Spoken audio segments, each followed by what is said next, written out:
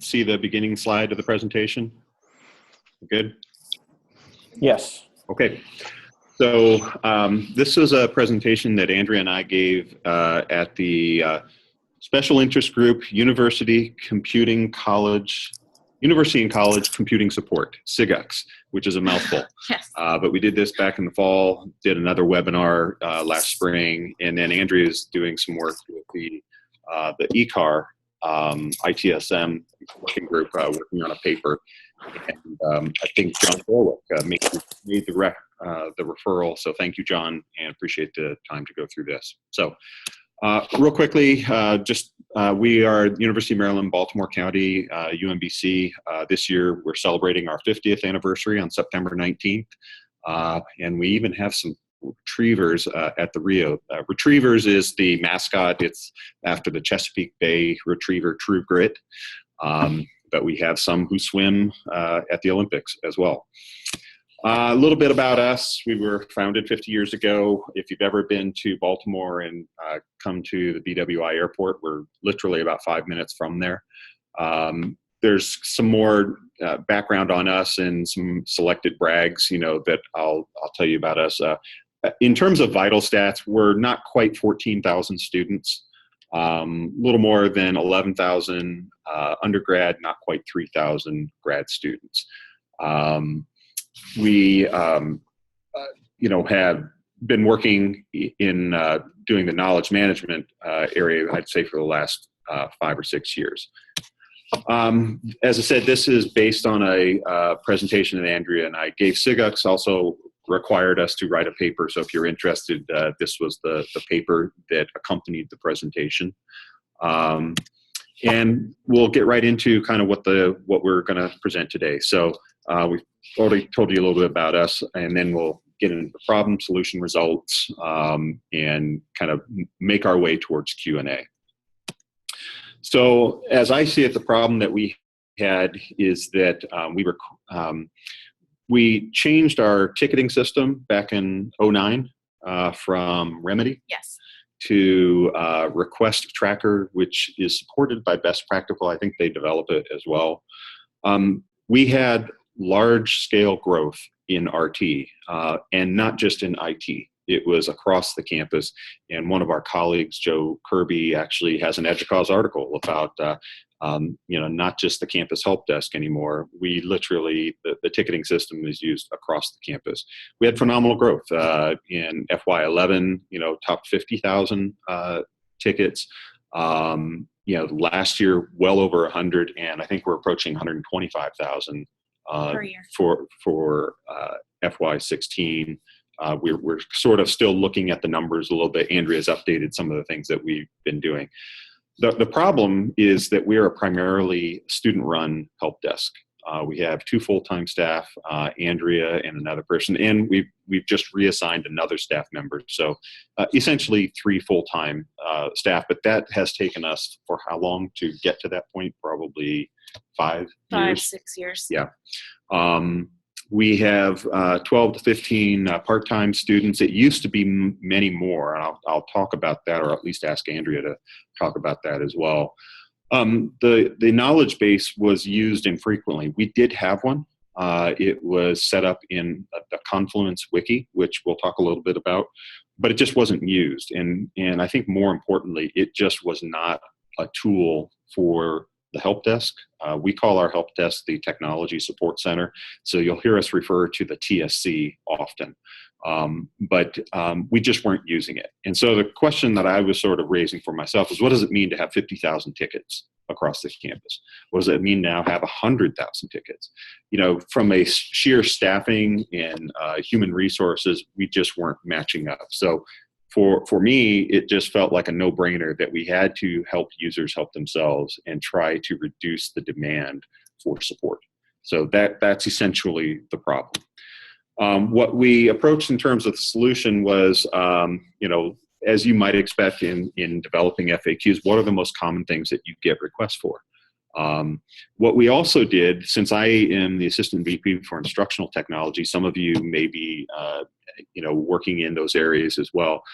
We were exploring a lot with screencasting, and we were finding that for IT problems, it's really easier to show somebody than to tell them. You know, if you're on the other end of support trying to, you know, describe what somebody should do, it's just a lot easier to show it to them. So what Andrea did, what we all did was, you know, literally, what are the things that they're getting hit with all the time at the TSC or at the help desk? And we went about the process of creating those FAQs. We prominently display the FAQs wherever we can. We have ways, you know, to show how people can create their own FAQs. We created what I would call a ticket quality rubric. We'll have a little practice quiz on that, but I think the key point is this, is that we say that it is an acceptable initial resolution to a ticket to use an FAQ. And as Andrea and I have talked about this, I think that's maybe our contribution to the knowledge management approach to service management is we're being very intentional about trying to link an FAQ to the resolution of a ticket that comes in. And every time we do that, we hope the users notice that and that they then go to it themselves. So, you know, I don't think it's rocket science, but that's what we've been doing. If you want to, you can go to the FAQs yourself. It's open to the public. In fact, our stats are bloated. In fact, because we make it open to the public, there are some key terms, I think, that when you do a Google search, we're number 1 or number 2. Yep. That how do I view and edit contacts in Gmail is popular because it is. So we're feeding the world as well as ourselves. You know, we'll get to it, but I will say it's not going to win a beauty contest, but it is effective in terms of how people search and browse to try to find information. We try to make it very prominent on our Division of IT homepage so that people can find it. There is a separate section for just IT if you want to go through it, but as you can see on the left, there are other topics that are not as popular or is not as populated with content as we would like. It's still a bit of a buy-in process, but we're getting there. I think financial aid, we have some stats that as we were preparing for this show that actually they're using the FAQs quite a bit more. We make it available in our My UMBC campus portal. You have to log in to see this, but if in the search box for the portal, if you just type anything, we preload these with key FAQs that people are likely to want to put in here. So for us, a big one is Blackboard. That's our learning management system. So if anybody puts anything with Blackboard, you know, these are some of the FAQs that you get. And this one down here, why can't I see my Blackboard course? We're about to start our semester, and this is going to, you know, probably get us real quickly because this is what will inundate Andrea and her team. So talk a little bit about the results and kind of, you know, what we're seeing. And I'm going to turn this over to Andrea and let her talk a little bit about this. So as you can see here, we have had substantial growth since we started using the FAQs. We have seen a 260% increase in the number of page views. You can also see that year over year, they typically do still follow the same trends. You can see the spikes right before the semester starts and in both the fall and the spring. People are staying there more. We've got lots of users coming. If you look at the change in users, we had 33,000 users one of the first years, and now we've got over 230,000. Right. The one thing I would point out this, because a lot of the data that we're going to show you is sort of looking at kind of a 4 or 5 year trend. When we actually started doing this FY11, it was much lower, but you can at least see some of the difference that's going on here as well. Some of the top referring sites. So we showed you our campus portal. This is where people are coming from. We do get a lot from Blackboard. Talk a little bit about the financial aid, though. One of the newest additions to this kind of top list is financial aid, and they actually came to me to reorganize their FAQ process. They had them stand alone on their own website and asked if they could put them back into our FAQs, and now they're up there in the top list of people referring to our site, and they've actually done a great job at getting their answers in there as well. So And in the article, you'll see that's one of the things we sort of struggle with is sort of getting buy-in to what I would call a central knowledge base, rather than people wanting to put the content on their own websites. It's a completely understandable but misguided notion that you should have your knowledge separate from other knowledge. And we can talk a little bit about that later. I'm intentionally trying to be provocative on that. I think in the end, users don't care where the information is. They just want to find it, and they don't care about our organization structure. So we can come back to that if that gives anybody indigestion. Go ahead, Andrew. So if you look at under academic affairs, you can see that their growth is exponential. And we started doing this moving to the FAQs because we were seeing that exponential growth. So tell them what RT is again. Request tracker. It's our ticketing system. We saw the exponential growth in our area as well. And once we started moving and prioritizing towards the FAQs, our growth leveled out. And this is, I don't know where academic affairs is going to go. They've been one of the groups that is less inclined to join us in the FAQs, but at some point they're going to reach just capacity, and they're not going to be able to continue growth like that without exploring some of the options. Yeah, we until people sort of get ripe with getting beat up on trying to answer too many tickets, they're probably not as inclined to use the FAQs. What's interesting in ours, so this only has FY13. If we went back a year earlier, we would have actually seen a decrease in the number of tickets. We experienced it that first year that we used the FAQs, and then they increased, but not at a rate as high as the others. It is interesting that administrative affairs has been going down. They've sort of been leveling off. And then student affairs is, I think, still discovering ticketing. Yes. As a way to sort of a central way of tracking their user support requests. This was an interesting. I'll let Andrea talk about this. So when I first started full-time at the TSC, phones were ringing off the hook, and we had a large staff to accommodate for that. I was actually shocked when I ran the numbers this year because our calls didn't even break 7,000 for the year. When we started, we were well over 20,000. So we have now decreased our phone calls significantly, and it's testament to the fact that our users are going to the FAQs. So in summary, these are some of the results that we think we're noticing. Certainly the FAQ page views have increased. We're seeing fewer phone calls. I would say that our rate of growth is lower than most other organizations. But the fact is, we wouldn't even know that if the whole campus wasn't using the same ticketing system. And I think that's really important. If you're only looking at IT, you really don't have anything else to compare against. And I would say we've done a better job of sort of persuading the campus to use a common ticketing system. I'd say we're maybe 3 or 4 years behind that success in the adoption of knowledge management. I want you to talk about the student consultants one, because this is really interesting. So when I used to be a student at the TSC, we had 6 students on staff at all times. And as I said, the phones were ringing off the hook. Now we typically have 2 or 3 students manning our desk at any given time. And they resolve over 50% of our support requests. When I started here, they weren't even allowed to resolve any requests. So now they're doing half of our support requests. And we have also managed to cut student staff budget by roughly $50,000 a year because of being able to have them be more effective. And the last bullet on here, we have at the end of every ticket that gets resolved, the user is given an optional survey that they can complete. And, about 90% come back excellent.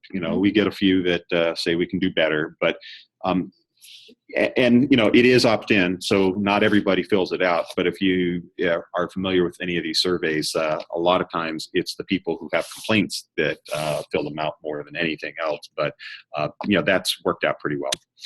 So what I want to do is just talk a little bit about how we made the link to the knowledge base into the ticketing system. And so we have a little quiz that I'm going to kind of try this out, and we'll see how it works. So this is our ticket grading rubric in terms of how we prioritize things. I don't expect everybody to read this. There's a lot of text, so let me just summarize. Essentially, we give an A to all of the tickets in which we make a reference to the FAQs. A B ticket is outstanding customer support, but not necessarily a reference to the knowledge base, so that they could follow up themselves. A C ticket is timely, inadequate, but might be sparse. D's and F's, we actually haven't had an F. I don't think we ever, and this is just on our own internal review, but Andrea reviews all of the TSC tickets every week. We'll talk a little bit about that, and it's been an interesting exercise. So we did this once ourselves, and I thought we would try it here. So what I'm going to do is ask everyone to go to the bottom slide. It's pollev.com/FritzUMBC.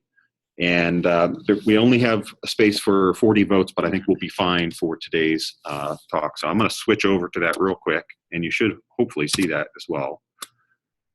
So let me just see if I can get this to, there we go.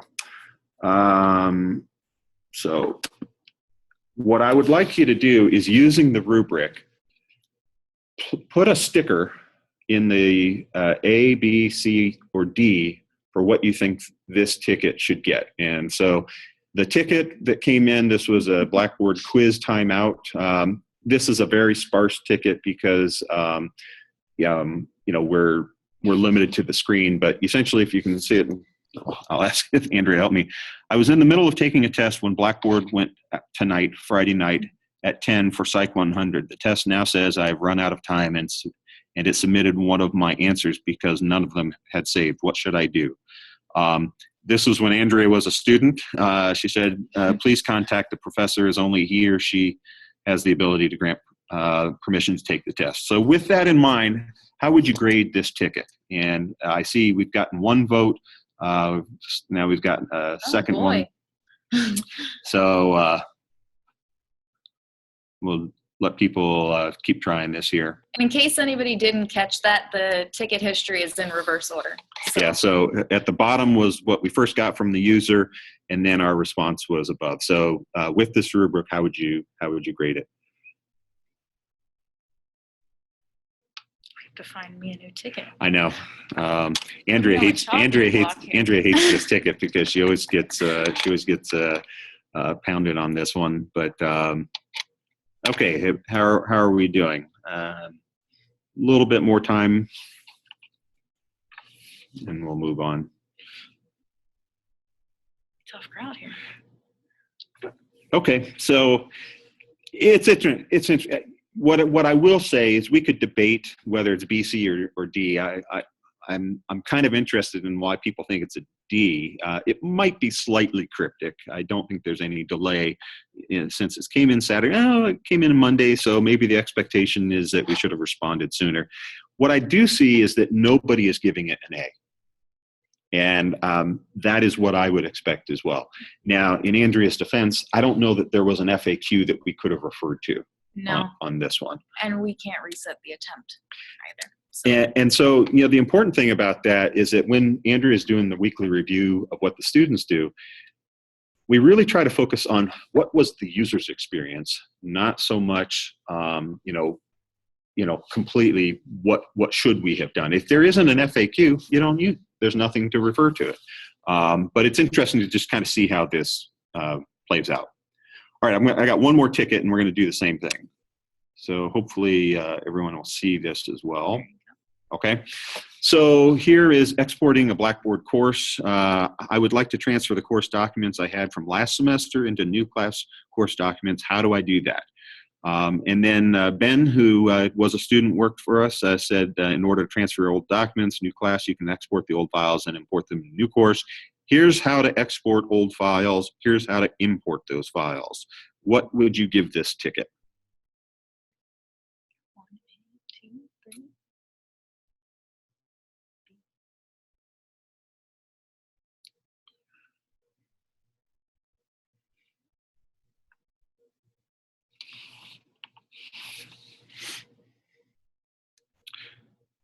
All right. Now, I should say that Ben was a student when Andrea started working for us full time, so she trained him well. And it's interesting to see how people are grading these tickets differently, simply by what we have allowed the user to do. Now, it's important to note that when we resolve a ticket for a customer, I call them users, sometimes we use them interchangeably. We bend over backwards to tell the user they can reply to reopen the ticket if they're not satisfied. And what I would say is that 9 times out of 10, they don't reopen the ticket after we put in the FAQ, even to the point that Andrea and our colleague Joe Kirby have been experimenting with what we call auto resolve, so that when we get a ticket in a certain area, there's a form that people can fill out. We will actually auto-resolve the ticket with the direct link to the FAQ. It hasn't been used as much, but it has been used in Blackboard successfully, and it really works very well. We're looking at trying to expand that a little bit as well. This semester, we're rolling it out to a few residential life dorm room type issues as well. So I'm going to stop the quiz. We've done the ticketing at this point. This is the weekly review that Andrea goes through in terms of kind of what we're seeing in terms of numbers. There's a lot of detail on here, but you can at least see the number of tickets out of the total that are resolved each week by students, the percentage, the grades that those got. We have, Andrea, this is actually what she had noticed, is that there were some sort of tickets that really don't lend themselves to the FAQ, but we were noticing that needed password resets, the bane of every help desk's existence. Those we kind of said, let's just treat those separately. And so that worked out really well. But this is literally what we get from our data warehouse, where our ticketing goes into. We can then identify, each one of these tickets and try to do the weekly review on that. Andrea gets this. How long does it take you to do it? It depends on the week. Right now, it takes me about 30 minutes to go through all of our tickets that we resolve. During the semester, or the beginnings of the semester, it can take me and my other full-time staff members 45 minutes each to an hour, but it's a good exercise. John actually gave me the opportunity to stop doing this, and it is very helpful to be able to look over all the tickets that are coming out of my office, getting resolved, to give feedback to my students, and also just see any general trends. And I think the students see the report card at the end of each week, don't they? Yeah. So Andrea actually put this into sort of a graph that maybe is a little easier, so I'll let you go through this, Andrea. So one of the things the weekly review has allowed us to do is look at things like this. You can see how many tickets we're getting each week, how many of them are student resolved. You can see the trend for password resets. As a note, you'll see the 2 spikes on there. The first one that you see towards the left is the first week of our spring semester.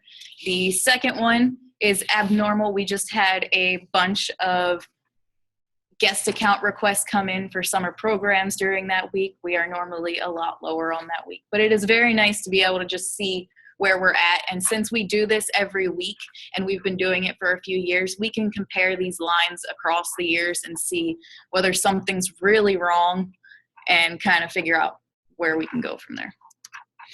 So some of the next steps that we're thinking about is always trying to create more buy-in from some of the non-IT units. I mentioned that Confluence is the wiki that we use. It isn't pretty.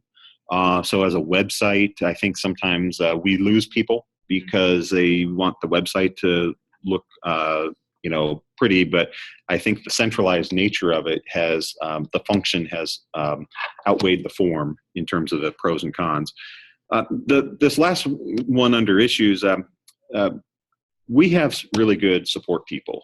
And I think one downside of trying to help users help themselves is that some of the support people may not feel as valued for what they are able to contribute. What I try to sell people on is that, look, if the majority of users can take care of their own problems, then we should really be used for things that they absolutely cannot help and do themselves. A password reset that, you know, where they've had an issue. Now we're trying to work on some of our self-service functions on authentication, but you know, if there's a system that they don't have access to, they're not going to be able to help themselves. We have to intervene.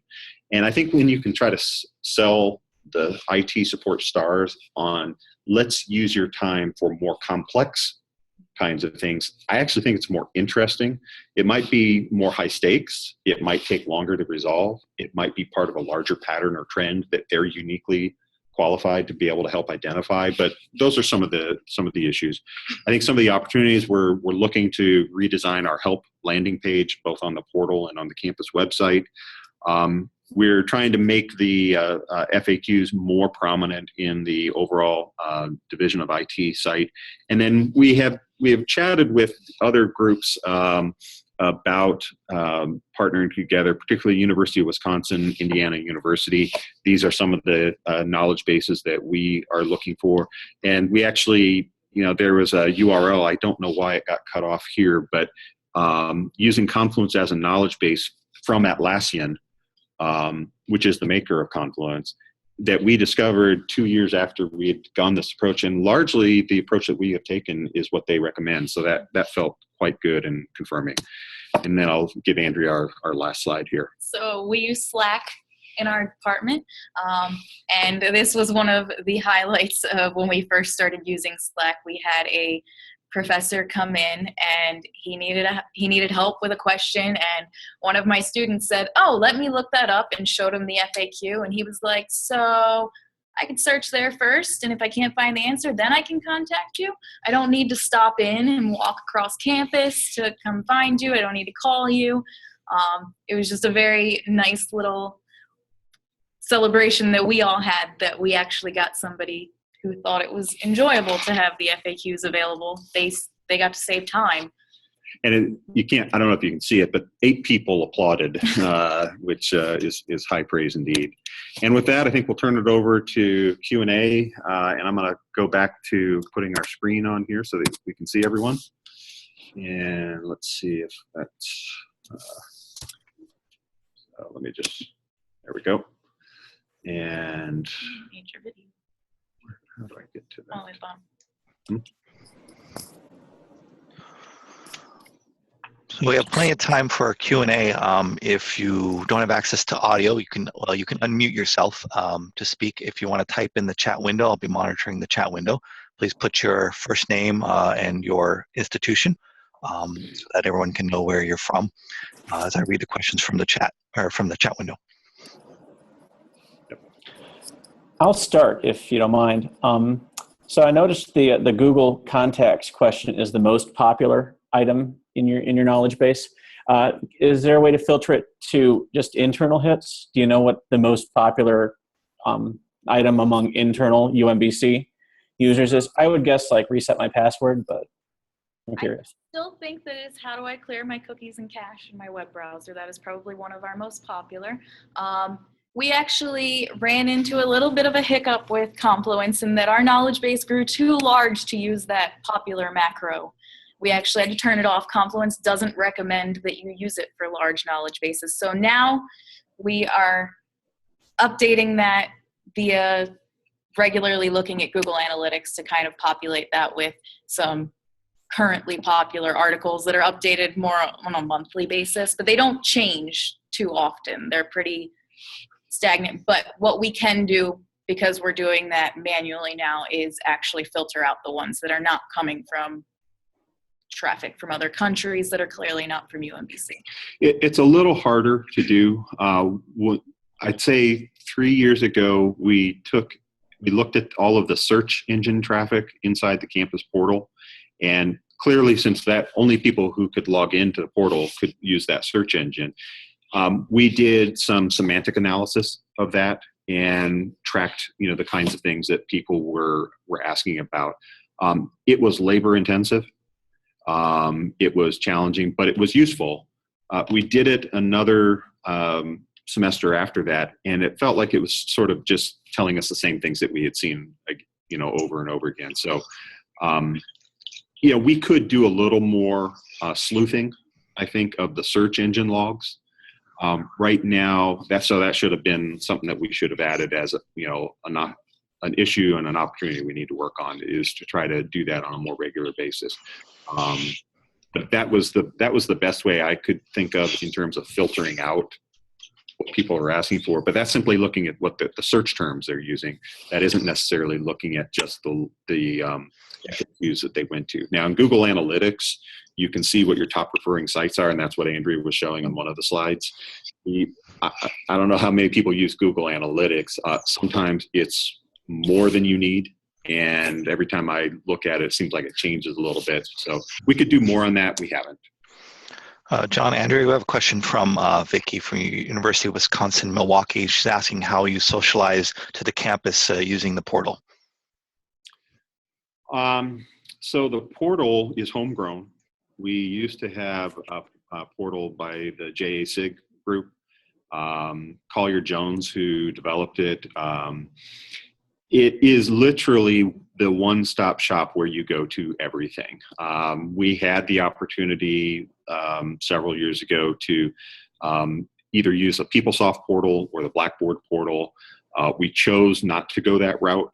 And so as we have integrated certainly more systems where that's where you go to use the portal, what I give a lot of props to Collier for, first of all, he's an excellent designer.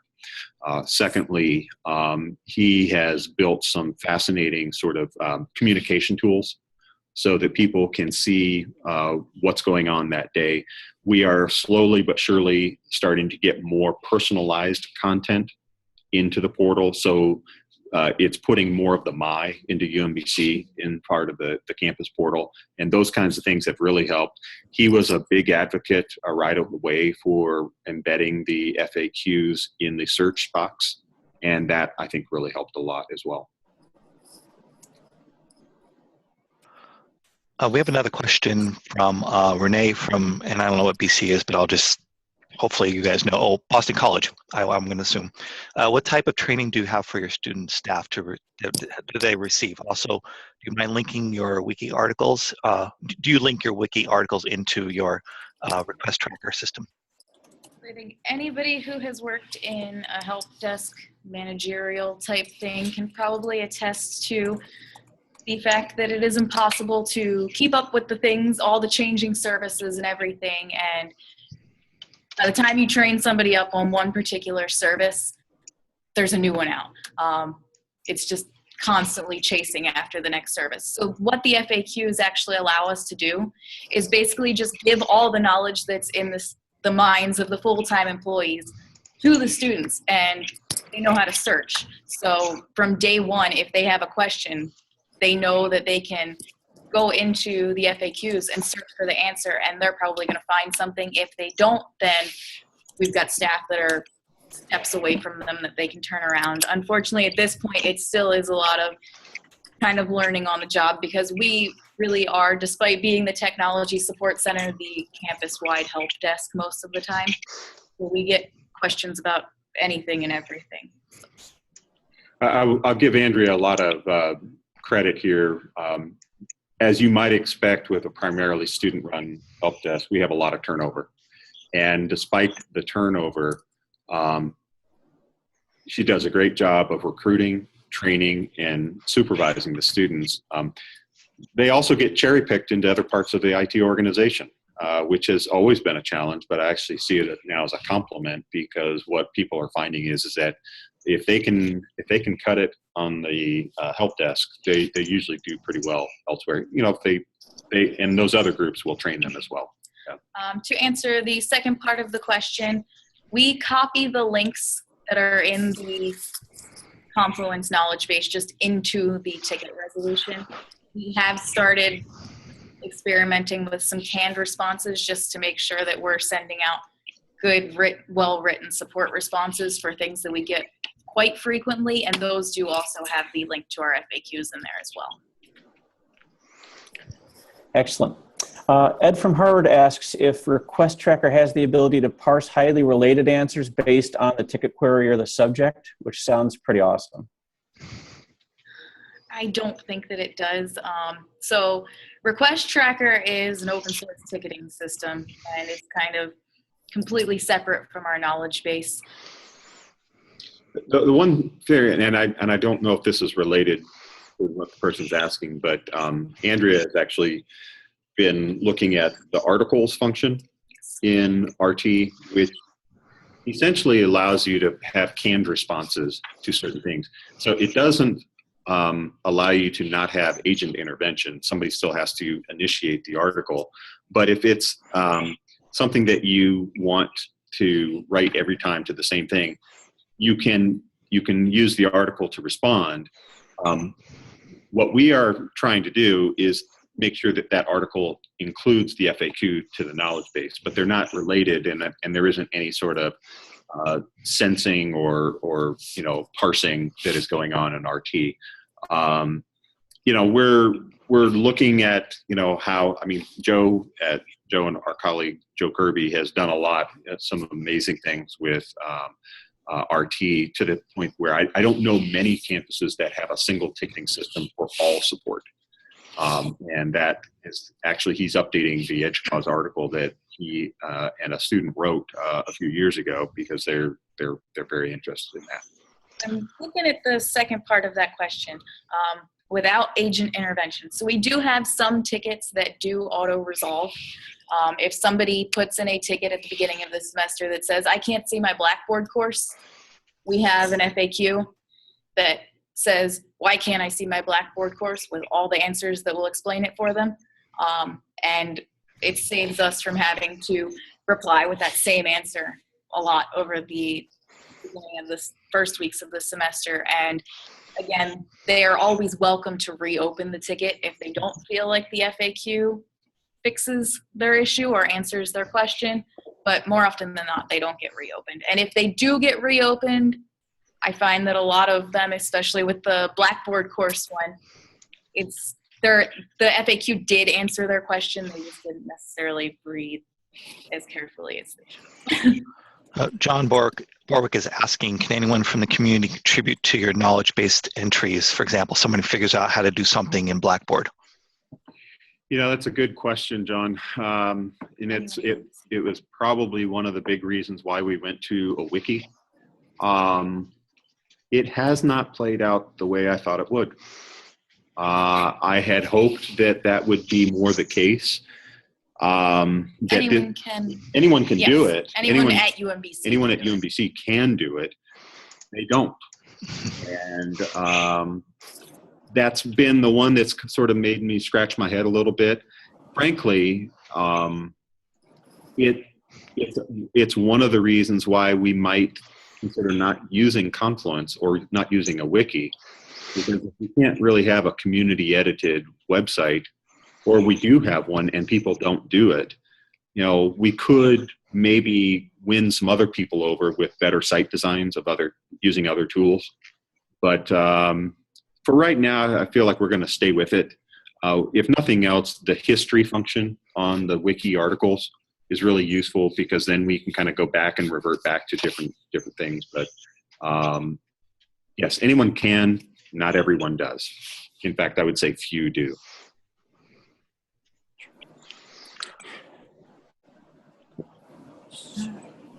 Up to date. A lot of that is manual. We do have people, our students at the TSC are in the knowledge base all the time. We have other people that are looking at them. Customers are allowed to send us feedback.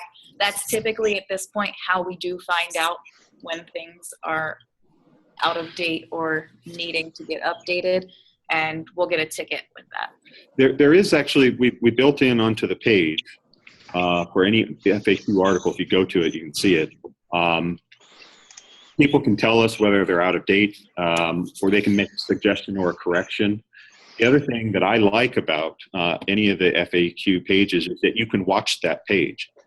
So in theory, an organization that had a particular interest in a particular topic, they could watch that page. And if people are editing it, they would get notified. But it really is driven by users telling us, hey, this is old. But if people edited more, I think we would know that. But people don't edit as much as I would have liked. another question came in about if you've considered using another ticketing system or a different ticketing system with a built-in knowledge base. You know, I think it's not, you know, so when we gave this presentation in November, met a fellow, I can't remember his name. Yeah, Sean Plummer from SUNY Oswego, Geneseo. And they had been using RT and Confluence, and they had moved to JIRA Service Desk. And that is something that we have looked at. I don't think we're quite ready to pull the plug on RT. But because JIRA Service Desk is also built by Atlassian, there is some very interesting integrations that they have there. I would say some of the things that Joe is able to do using the Perl script for RT and Best Practical, I've seen Andrea do just in the WYSIWYG in JIRA Service Desk. So we've actually set up an instance and we played with it, but for a number of reasons, you know, I think the change management on that right now, we're not quite ready to pull that plug. Yeah, since we're using RT across the entire campus, it is a big undertaking to kind of convince the entire campus versus just IT to switch their ticketing system.